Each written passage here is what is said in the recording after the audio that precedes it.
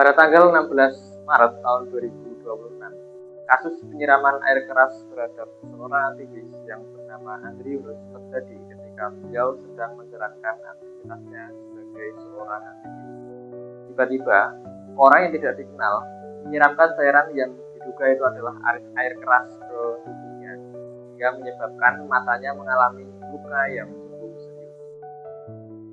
Peristiwa tersebut tidak hanya menimbulkan luka fisik, tetapi juga meninggalkan trauma psikologis. Selain itu, peristiwa ini juga menimbulkan keresahan publik karena menunjukkan bahwa aktivis yang sedang memperjuangkan hak-hak masyarakat masih rentan tindakan kekerasan. Dari kasus ini kita dapat melihat bahwa setiap orang, termasuk aktivis, memiliki hak untuk hidup aman dan bebas dari ancaman serta kekerasan.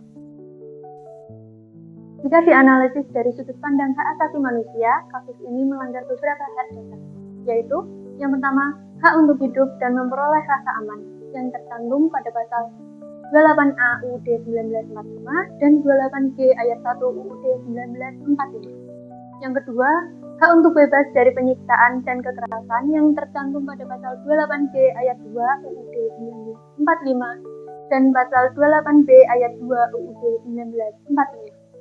Yang ketiga, hak untuk menyampaikan pendapat dan memperjuangkan kepentingan masyarakat yang tercantum pada pasal 28E ayat 3 UUD 1945 dan pasal 28C ayat 2 UUD 1945. Tindakan penyiraman air keras bukan hanya serangan terhadap satu individu, tetapi juga dapat menjadi bentuk intimidasi terhadap kebebasan berekspresi dan demokrasi.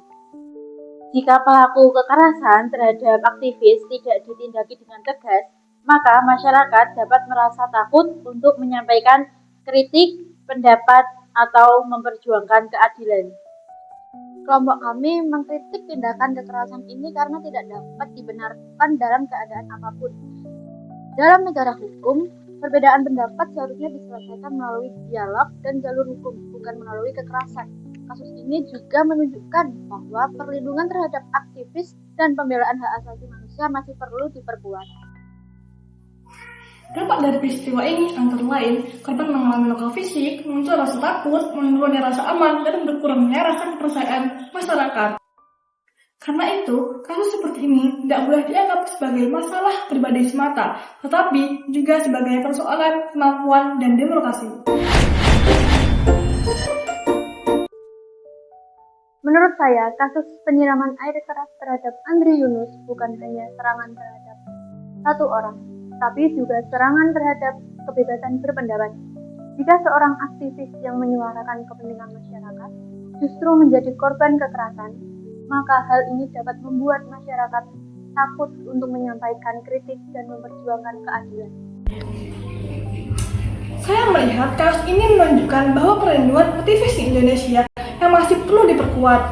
Negara seharusnya menjamin keamanan setiap warga, terutama mereka yang berjuang untuk kepentingan publik.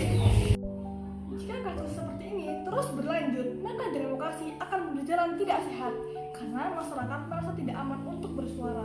Menurut pendapat saya, perbedaan pendapat tidak boleh diselesaikan dengan kekerasan. Tindakan penyiraman air keras menunjukkan rendahnya penghargaan terhadap hak asasi manusia. Siapapun pelakunya, tindakan ini harus diproses secara adil agar masyarakat percaya bahwa hukum benar-benar melindungi semua masyarakat. Menurut saya, kasus ini juga menjadi pengingat bahwa kekerasan terhadap aktivis memiliki dampak yang luas. Korbannya bukan hanya korban yang diserang seperti Andri Yunus, tetapi juga masyarakat yang kehilangan keberanian untuk mengkritik atau menyampaikan aspirasinya. Jika rasa takut masyarakat itu lebih besar daripada keberanian untuk bersuara, berbicara, maka kontrol masyarakat atau kesadaran masyarakat terhadap demokrasi itu akan semakin melemah. Menurut pendapat saya, solusi terbaik bukan hanya menghukum pelaku dengan berat, akan tetapi juga membangun budaya yang menghargai perbedaan pendapat. Pemerintah, aparat, penegak hukum, dan masyarakat harus bersama-sama menciptakan ruang yang aman bagi siapa saja untuk menyampaikan kritik tanpa adanya ancaman kekerasan. Demokrasi yang baik bukanlah demokrasi yang membungkam suara kritis, melainkan demokrasi Demokrasi yang baik adalah demokrasi yang mampu melindungi setiap orang yang berani menyuarakan kebenaran. Kasus penyiraman air keras terhadap Andri Yunus menunjukkan bahwa perlindungan aktivis dan pembela hak asasi manusia masih perlu diperkuat. Penegak hukum harus dilakukan secara tegas, transparan, dan tanpa pandang bulu, agar pelaku mendapat hukuman yang setimpal. Semua pihak harus bekerjasama menciptakan lingkungan yang aman sehingga warga negara dapat menyampaikan pendapat tanpa rasa takut. Diharapkan kasus kekerasan terhadap aktivis tidak terulang kembali, serta nilai-nilai hak asasi manusia dan demokrasi ditegakkan dengan baik. Untuk mencegah terulangnya kasus yang serupa dengan kasus Andri Yunus, pendidikan mengenai hak asasi manusia dan nilai-nilai demokrasi harus diperluas secara menyeluruh di lingkungan sekolah, kampus, serta masyarakat luas, agar budaya kekerasan dapat dikurangi secara bertahap.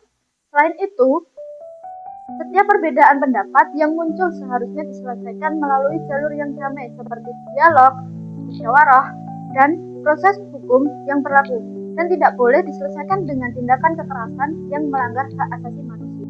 Mengenai kasus tersebut, lembaga pemerintah perlu terus mengawal kasus-kasus pelanggaran HAM seperti contohnya penyiraman air keras terhadap Andri Yunus agar proses penegakan hukum itu tetap berjalan secara terbuka dan dapat dipertanggungjawabkan. Kemudian bagi masyarakat juga harus berani melaporkan setiap bentuk ancaman atau kekerasan yang mereka alami agar pelaku kekerasan tersebut tidak merasa kebal terhadap hukum. Pemerintah perlu menyusun kebijakan yang memberikan perlindungan khusus bagi para aktivis yang memperjuangkan kepentingannya untuk masyarakat dan publik. Proses penegakan hukum harus dijalankan dengan tegas dan transparan agar para pelaku mendapatkan hukuman yang setimpal dengan perbuatannya.